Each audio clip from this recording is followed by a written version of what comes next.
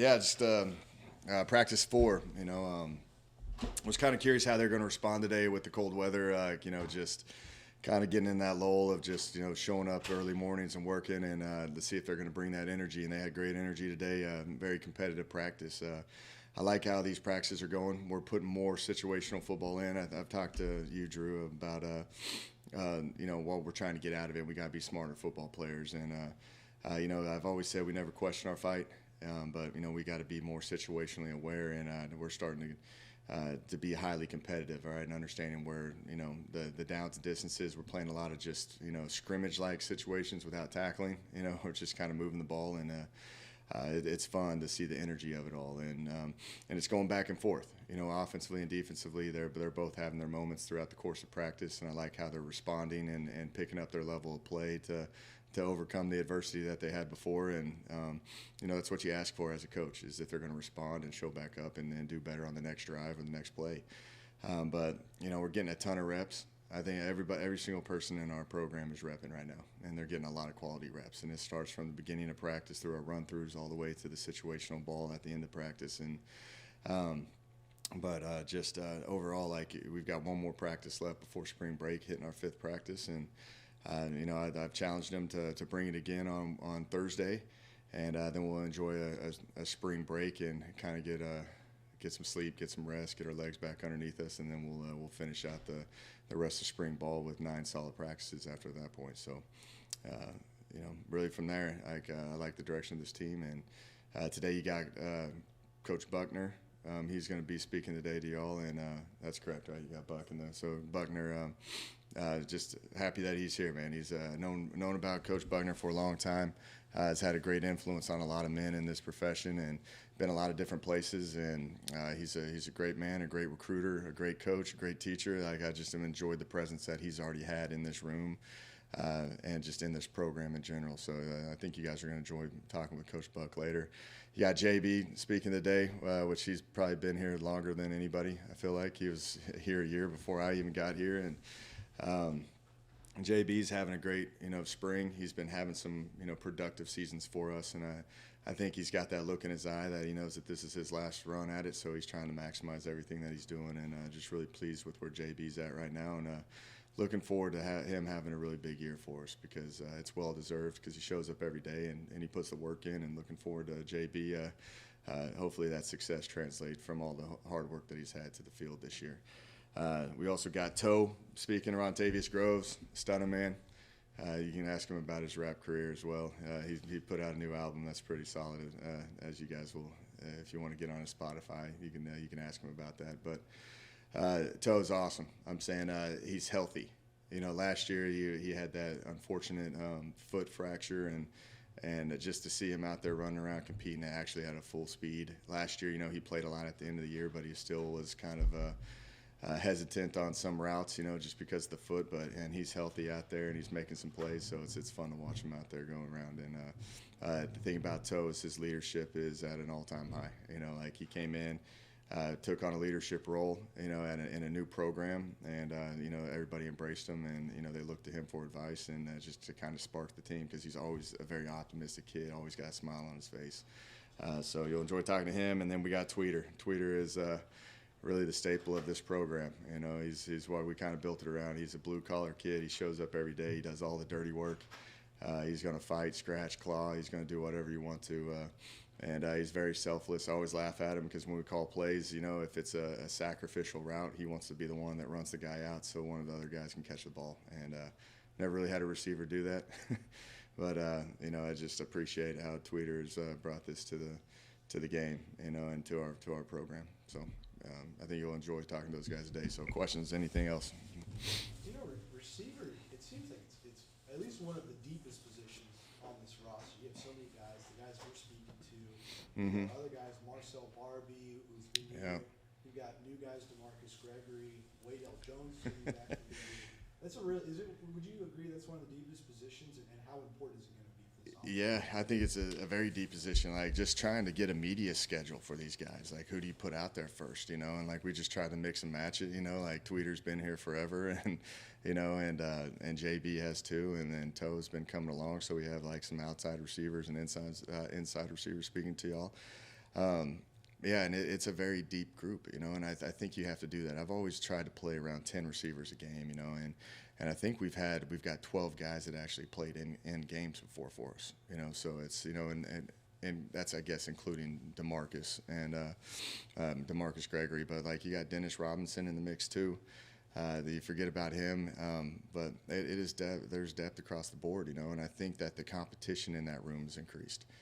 So they understand that when they got their opportunity to go out there, they got to make the most of it, because we're going to always lean on the hot hand. If there's going to be times where, you're dropping or busting plays and all that, we're going to put a guy in there that wants it just as bad. So I'm really curious to see where that room goes, because I think it's a very talented group right now. And, we'll see where this competition goes. I'm kind of excited for you guys to get a little glimpse of it, too. You talk about, you and Coach have known each other for a long time. How far back do you guys go? Oh no, like I've known about him for a while, and and we've probably crossed paths here and there, and probably met Coach Buckner way back in the day, and don't even really remember it. But I'm always looking for the next up and coming coaches, and like we've had this kind of conversation here that it's tough to keep coaches here at times.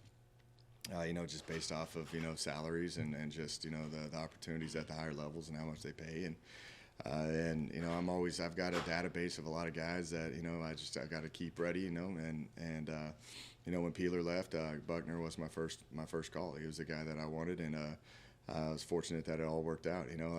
He was kind of in that transition where he's kind of a wanted coach as well. He went to Delaware. He was at Sam Houston, but he was actually at Delaware for a month.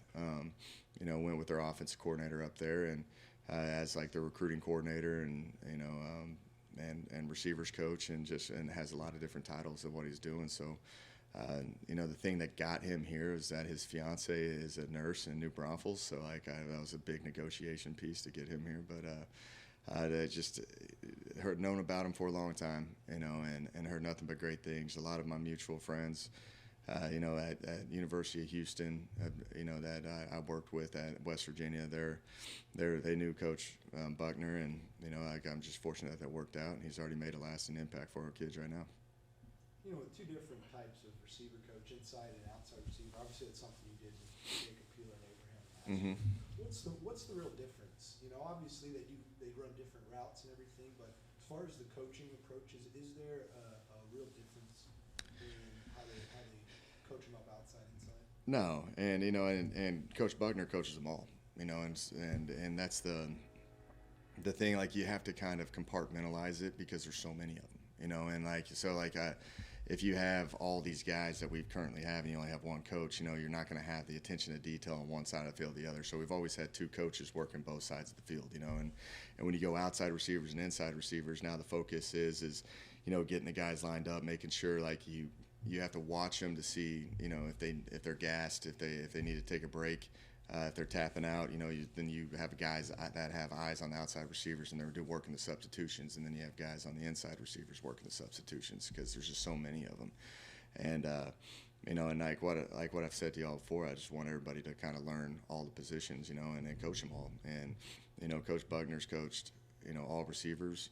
He's coached running backs, and the thing is, they all can coach all the coaches can coach them all right now, and that's where, Coach Buckner adds so much value because he's seen it all and done it all, and it's good to just have a lot of guys with different voices and opinions in there and coach them all up, but they all end up coaching everybody at the same time. Like if one guy's on the other end of the field, and you got a kid down here, he's going to coach him up. So I kind of love the dynamic of where this staff is going and how this coaching direction is going as well. How do you want to see this wide receiver group improve during the offseason? I want to see the consistency of it all, and a lot has to do with quarterback play as well. I want to see efficiency. I want to see not very many busted plays, the things that we can control. I want them in the right spots and working in the grass. We're giving them a lot of freedom. We're coaching them in a lot of get open techniques. A lot of things I did at West Virginia where, you got to find the open grass. You got to protect the throw. You got to work down to the quarterback. And I want to see that attention to detail and that little thing start to translate to games. And that's what we've been pushing at them. I've thrown more routes at these kids in the first 4 practices and the 5th one coming here Thursday than I've ever done. And like we're just going down and we're calling plays and situations and alignments and different sets where they can just move in and out freely. And like I want to see these guys be able to communicate, line up, run the plays that are executed, so we have more variety of what we're doing. How does the first week of spring practice, no OC, but you've been the play caller anyways the past few years. How has that been? How has practice been going with the OC by committee? The same thing, the same way it's always been. Like the kids understand what they're doing. I think there's a lot of familiarity in our system already. The O-line, like they know how we practice. They know, the play calls. The play calls haven't changed. It's just it's been running pretty smooth. And I think there's always that those first couple practices with new coaches. They got to figure out how we practice and how we do things. But they catch on pretty quickly, and it's been going as smooth as it possibly could go. Doesn't feel like much of a different transition from last year to this one, that situation. Not at all. I do think that we're probably more on the same page than what we've ever been, because we've all been in that room, because I got a few new coaches, and like it's always good for me. I've always taken that approach where, hey, we got a new running back coach. This is my opportunity to coach up running backs again and sharpen up, make sure that I remember all the little details and things where, like how we've done things with our running backs and technique and footwork and timing and all that stuff. And the same thing with the receivers. It's just good to go back through it all. And I listen to their opinions. These guys bring a lot of great opinions too, because they've done it at a high level at different places. And if it can make it better, then I'm going to listen to it. So I think we've met a lot. We've gotten that room, and we're all on the same page. And that's kind of that always makes it fun for me, because you always spark that passion of just coaching every single position and just kind of knowing the ins and outs and the weaknesses of everything that you do in all positions of the game.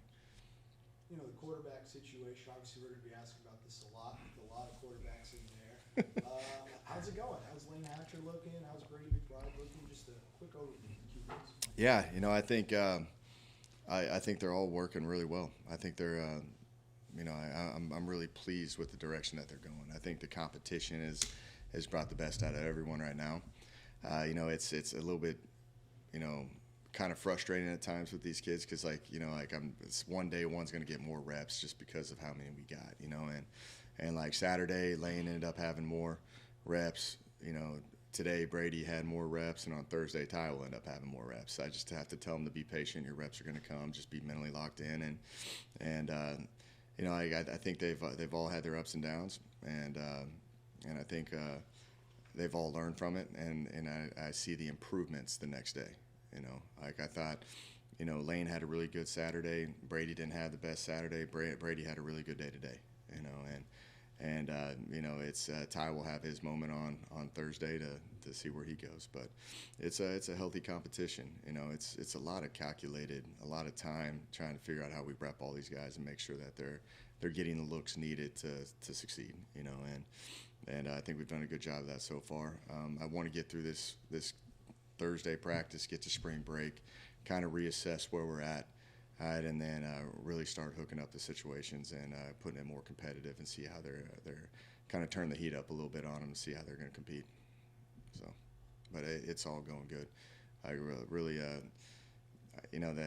that whole cliche of competition brings the best out of everyone is so true, because they're paying attention. If one's having a good day, the other one's got to pick it up.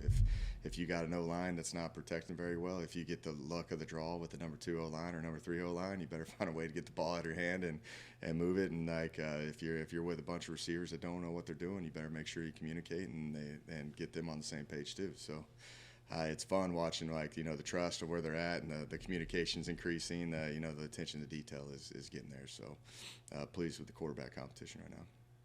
Dylan's kind of the younger guy, Dylan Markowitz, transferring in. Is he kind of more developmental project in your eyes, or how's he doing? Yeah, no, he's out there repping. Dylan is the one that has probably been here the least amount of time. In terms of he got here a little bit later, and Lane's been here a couple weeks on him, but daily he's getting better. He's understanding it. He's a very intelligent kid, so I don't really question the communication, the operation of it all. He's a guy that you just have to keep working through. Of this is how we've done it, and this is what you got to do, and why we do it. And I'm saying he understands it, and he doesn't make the same mistake twice, which I appreciate about him. He doesn't get as many reps right now compared to the other guys, but those will increase at some point. It's just where he's at, and he's got a great attitude towards it all, and he shows up every day and he works. That's all I can ask for. You got 2 sets of twins on your roster now, with the Emmanuels and Yeah, Marcus. isn't it? How's I didn't that? even look at that. Is that fun for you? Well, man, like I told you, like there's something in the water here. Like, because Jacob Peeler had twins, and Brett Dewars had twins, and like Travis Comer has, like I think he has twins. Yeah, like everybody has twins in this area, so it's kind of an interesting deal. But I think that's kind of cool though. You get to play with your brother. I get to coach with my brother on a daily basis, and those are moments that you'll never forget, because that it's rare. It doesn't really happen in today's time. Health-wise, you're doing all right? I know it's just a week. Doing good. Yeah, nothing major right now. You got like Donovan Moore, who's still coming through that ACL tear from last year in surgery. You got Sammy Obiang still out, and he's working through it. But they're out there active and on the sidelines and talking trash and all that stuff, which is fun. But yeah, for the most part, we're relatively healthy.